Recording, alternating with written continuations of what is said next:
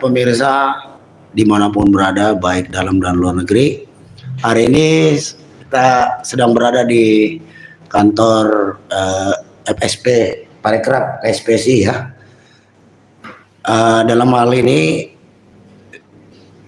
seperti kita ketahui bersama bahwa sebentar lagi perayaan Hari Buruh Internasional, tinggal beberapa hari lagi, dan tentu saja kami dari jajaran Presidium Aliansi Aksi Sejuta Buruh akan menyampaikan beberapa hal yang perlu disampaikan buat kepada kaum buruh dan rakyat Indonesia. Untuk itu, untuk itu saya persilakan pada Bu Narti untuk menyampaikan. Siapa? Bu Narti, Ketua Umum SBSI 92. Itu dia. Ya kan? Silakan Bu Narti. Terima kasih Bung Daeng. Bismillahirrahmanirrahim. Assalamualaikum warahmatullahi wabarakatuh. Hari ini kita sama-sama berada di tempat ini sekaligus untuk persiapan Hari Buruh Internasional yang jatuh pada tanggal 1, yaitu hari Senin. Maka kami dari Aliansi Aksi Sejuta Buruh menyerukan kepada seluruh buruh Indonesia untuk memperingatin. Bukan berarti kita memperingati kita harus hanya diam di rumah, karena dengan suasana Hari Raya Idul Fitri. Sebelum ke sana saya mengucapkan minal aidin wal faizin, mohon maaf lahir batin kepada seluruh masyarakat, mau khususnya kaum buruh. Tapi bukan berarti sebuah halangan tanggal 1 Mei karena dengan suasana hari Lebaran. Tapi tetap kita bersama-sama dengan kondisi yang hari ini yang sangat memprihatinkan dengan kehadiran Undang-Undang Nomor 6 Tahun 2023, yaitu Undang-Undang Cipta Kerja. Maka kami menyerukan kepada seluruh anggota untuk tanggal 1 kita datangi gedung DPR MPR RI jam 10 untuk menyuarakan agar pemerintah mencabut Undang-Undang Nomor 6 Tahun 2023. Karena setelah kehadiran undang-undang ini banyak imbasnya tenaga kerja atau buruh Indonesia yang berdampak. Banyak contoh yang saya mendengar, ada buruh perempuan yang sedang hamil, dia juga tidak diberikan cuti hamil, dan sekarang dia di PHK. Dia tidak mendapat perlindungan karena dengan kehadiran undang-undang ini.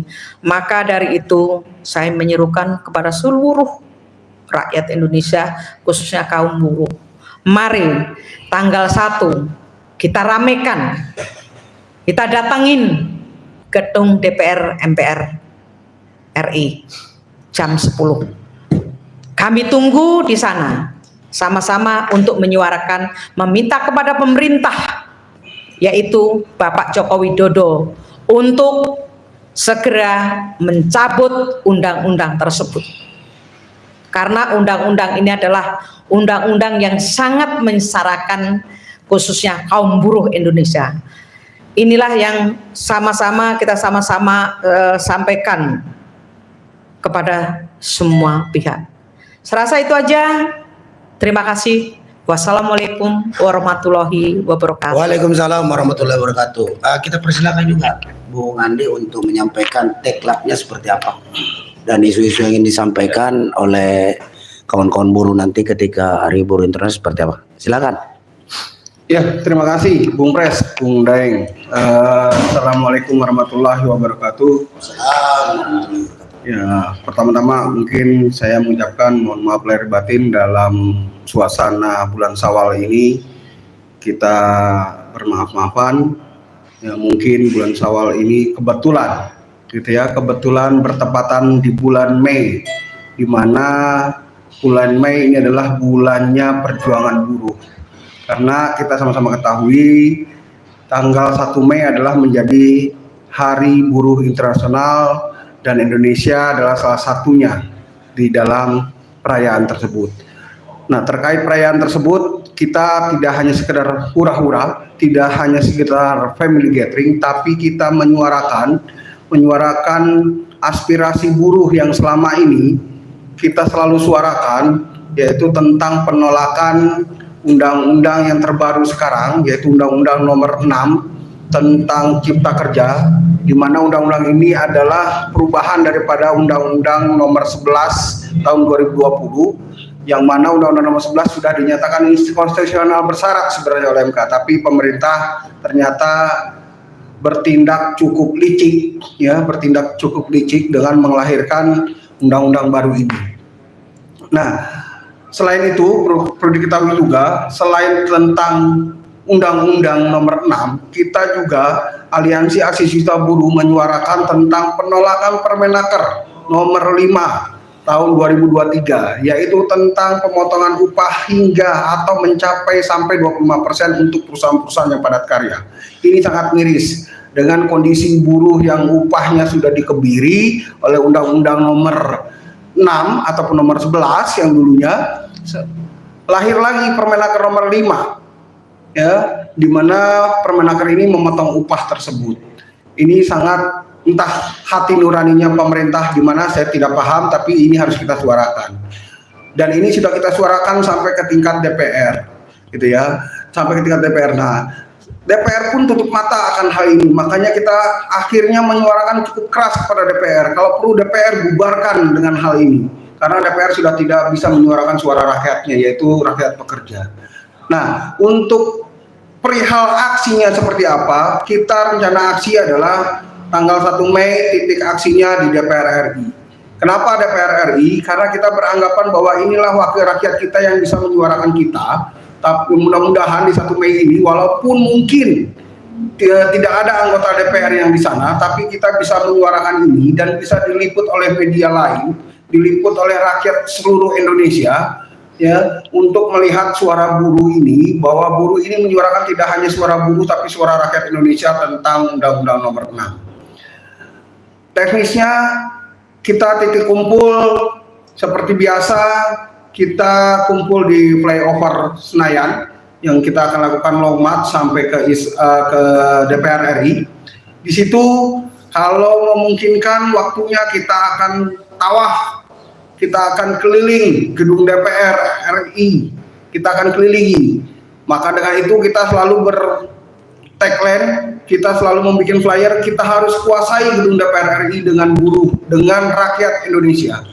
Untuk itu kami mengundang seluruh buruh Indonesia, ya, dari serikat pekerja apapun, yang sudah berserikat maupun yang belum berserikat, hayu kita bareng-bareng, kita halal bihalal di DPR RI dalam rangka menyuarakan penolakan Undang-Undang Nomor 6 tahun 2023 dan Permenaker Nomor 5 tahun 2023. Mungkin itu teknisnya yang perlu saya sampaikan. Mudah-mudahan ini dapat mengundang seluruh rakyat Indonesia bisa hadir semua ke gedung DPR RI untuk menyuarakan suara rakyat Indonesia. Demikian dari saya akhiri. Wabillahi taufiq wal hidayah. Wassalamualaikum warahmatullahi wabarakatuh. Ya, Waalaikumsalam warahmatullahi wabarakatuh. Terima kasih Bung Andi. Sekarang saya persilakan Bung Jumur Hidayat, Ketua Umum DPP KSPSI, untuk menyampaikan. Ya, terima kasih Bung Daeng. Pertama, Assalamualaikum warahmatullahi wabarakatuh. Dan kami juga atas nama pribadi dan maupun KSPSI menyampaikan selamat merayakan Hari Raya Idul Fitri atau Selamat Idul Fitri 1444 Hijriah, yang kita yakini bersama secara spiritual bahwa Lebaran adalah hari kemenangan. Ya, jadi itu adalah hari kemenangan jiwa kita.